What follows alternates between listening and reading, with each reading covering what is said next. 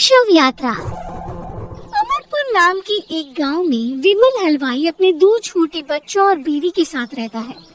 विमल की पत्नी ज्योति भूत प्रेत जादू टोने में बहुत माना करती थी। इसका बिल्कुल विपरीत विमल इन चीजों को दकियानों से माना करता था।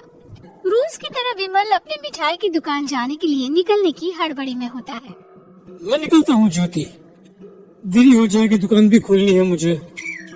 अजी ध्यान से, आज अमावस्या है। रास्ते में कोई कपड़ा या कुछ भी गिरा हो तो उसे लांग मत दीजिएगा, बगल से चले जाइएगा। अरे ऐसे तो तुम मुझे पागल ही कर दोगी क्या? हा? मैं नीचे देखकर चलूं कि सामने से कोई गाड़ी घोड़ा आकर मेरे ऊपर से चला जाए? दोनों हालत में तो मेरी ही मौत है। अरे क्यों सुबह सुबह इतनी अपसुगनी बातें कह रहे हो जी? मेरे गांव में तो ऐसा आंखों के सामने होता हुआ देखा है मैंने, इसीलिए कहती हूँ। वरना मुझे क्या, पड़ोसी को तो नहीं कहना चाहती मैं, पति है आप मेरे इसलिए बोल रही हूँ। विमल अपनी मिठाई की दुकान चला जाता है। दुकान पर पहले से ही ग्राहकों की लंबी लाइन लगी हुई थी। ये लो, वहाँ ज्योति अमावस्या को लेकर परेशान है और आज तो हमेशा से ज्यादा ही लंबी लाइन लगी पड़ी है। अच्छी खासी बिक्री होगी आज। विमल दुकान खोलता है। एक के बाद एक ग्राहक उसकी दुकान पर मिठाई ले रहे होते हैं। तभी गांव की एक बूढ़ी औरत विमल से कहती है, जिस तेजी से बिक्री हो रही है, कहीं किसी की नजर ना लग जाए, नींबू मिर्ची डाल दे। अरे क्या चाची तुम भी, ये सब नजर बजर कुछ नहीं होता है। कैसे लोग हैं मेरे आसपास। अपनी दुकान से शाम को विमल हंसते कूदते वापस घर आता है। आज तो अच्छी खासी बिक्री हुई है। एक महीने में जितनी बिक्री होती है, एक ही दिन में आज उतने पैसे कमा लिए मैंने। ये तो बहुत अच्छा हुआ जी, आज ही घर की नजर उतारी है मैंने। बिक्री तो अच्छी होनी ही थी। अच्छा तुम खाना लगा दो, सारा माल बिक चुका है। मुझे शहर जाना होगा, कुछ चीजों की जरूरत पड़ेगी। रात भर मिठाई बनाऊंगा, तब जाकर कल सुबह दुकान खोल पाऊंगा। खाना खाकर विमल शहर जाने के लिए निकल पड़ता है। सुनिए जी, ध्यान से जाइएगा। चौरस्ते पर किसी जादू टोने की चीज पर पैर मत रख दीजिएगा। हे भगवान, हद हो गई ज्योति, ये तो मैं जा रहा हूँ। विमल गुस्से से शहर जाने निकल पड़ता है। रात का काला घना अंधेरा, चांद की एक भी किरण ना होने के कारण अंधेरे में कुछ भी देख पाना मुश्किल था। जंगल के बीच के एक अध कच्चे रास्ते से विमल जा रहा होता है। चारों तरफ गुफ अंधेरा और सन्नाटा सुनाई दे रहा था, और सुनाई दे रही थी विमल के पैर के नीचे आ रहे सूखे पत्तों की आवाजें। तभी अचानक दूर से उसे कुछ आवाजें सुनाई देती है। अरे ये इतनी रात को जंगल के रास्ते कौन जा रहा है? शायद कोई टोली होगी। राम नाम सत्य है, राम नाम सत्य है, राम नाम सत्य है, राम नाम सत्य है। धीरे धीरे आवाज कुछ कुछ सुनाई पड़ती है। आवाज धीरे धीरे और नजदीक आती सी लगती है। विमल देखता है कि उसके सामने से सजी धजी सफेद कपड़े में लिपटी एक अर्थी निकल रही है, जिसके साथ 5 लोग ही थे। 4 आदमियों ने उसे कंधा दिया हुआ था। एक मटका लिए आगे आगे बढ़ रहा था। विमल के बिल्कुल सामने आकर अर्थी रुक जाती है।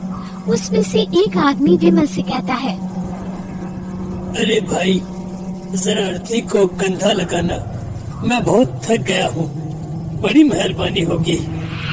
हाँ भाई, कंधा तो मैं लगा दूं, पर रात को 12 बजे ये शव यात्रा, इस समय कौन अर्थी ले जाता है? तभी विमल को ऐसा लगता है कि शव में से आवाज आई। ये आवाज। मजबूरी है भाई, आप कंधा दीजिए, मैं रास्ते में सब बताता हूँ आपको। विमल अर्थी को कंधा दिए चल रहा होता है कि उसे ऐसा लगता है कि हाथ में मटका लिए जो आदमी शव के आगे चल रहा है उसके पैर उल्टे हैं। क्या हुआ भाई, हकला क्यों रहे हो?